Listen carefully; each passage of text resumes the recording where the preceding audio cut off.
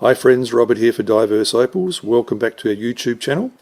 Thank you to those of you who have been subscribing and for those of you who have been leaving comments.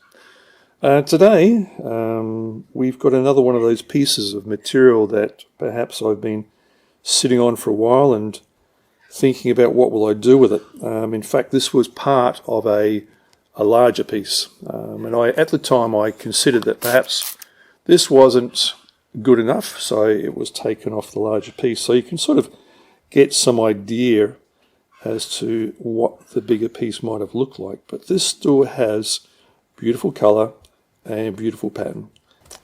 We've still got some skin here on top of the material. Perhaps I should say this is actually from Mintabie for those of you who don't know. And Mintabie is almost closed. So today we're going to take this section off here. There's a bit of sand on here I want to take off. Here we are on my Gemstone grinder. I'm using a sintered metal bond wheel, a 170-200 grit.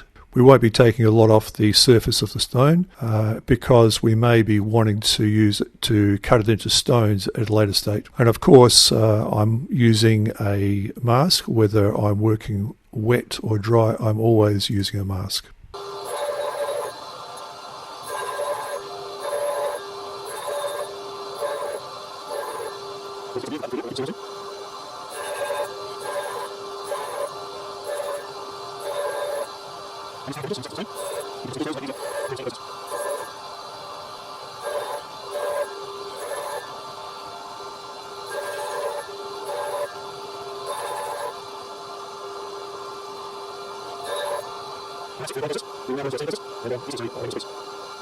I'm now on my GMF 2-speed sander. It's a dental lathe. I'm going to be using dust extractions through a Matador dust extractor.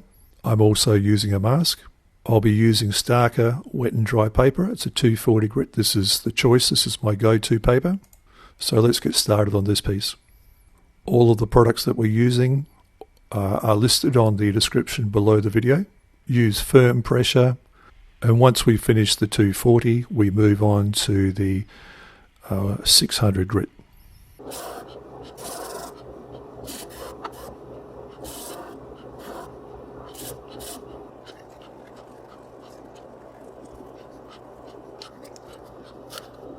This is my Gemstone sander polisher. It is for me a dedicated polisher because we've done the other stage of sanding on my GMF sander. This is a leather buff, and I really like the results that I get on leather. I'm using O-pol polishing powder. I have pre-wet it, just means that I've sprayed it with water so that it actually soaks into the leather because it's actually dry.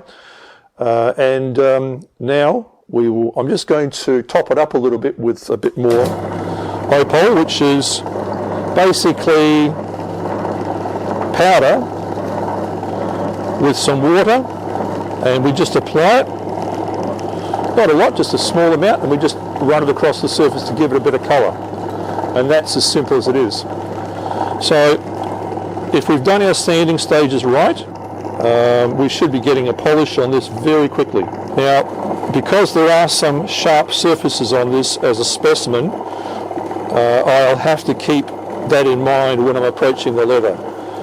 I don't want to use too much pressure. I don't want to apply it the wrong way, otherwise it'll grab, it'll jam, and it will actually tear a hole in my leather. There's already a small hole in the leather, so I just have to be a little bit careful. But if all things work out well, this will be finished very quickly.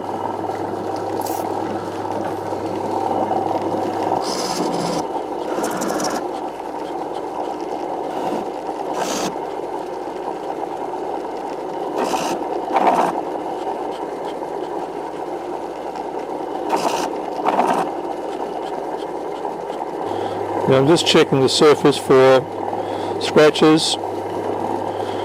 We've still got a little bit of hazing over here because the surface of this is slightly concave. It's a little bit difficult to catch, so I'm just going to spend a little bit more time on this, which shouldn't take long, and I'd say we're finished.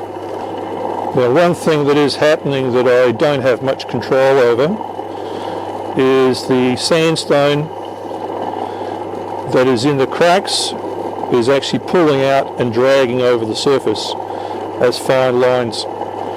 And that does happen with some Mintabie specimens, but there's not much I can do about it. But as a final result, I am quite happy with the way this looks, and I'll consider this finished. Well, we're back from the workshop, and have a beautiful example of a Mintabie specimen. It doesn't have to be just a specimen, and although I wanted to see how parts of it would clean up, we can now see the overall pattern and colour, which is very beautiful. This is a dark based crystal, fine example from Mintabie, and although it is a specimen, it can still be cut into stones, which is something that I'm still considering. But for the time being, it is a specimen, and it's something that can just be admired at any time. I hope you've learned something from this. It wasn't a very complex tutorial, but I hope you've learned something from it, and will continue to watch. Please give us a like if you've learnt something from this, and subscribe if you'd like to continue to receive updates of our videos. I'm Robert for Diverse Opals. Thank you for watching.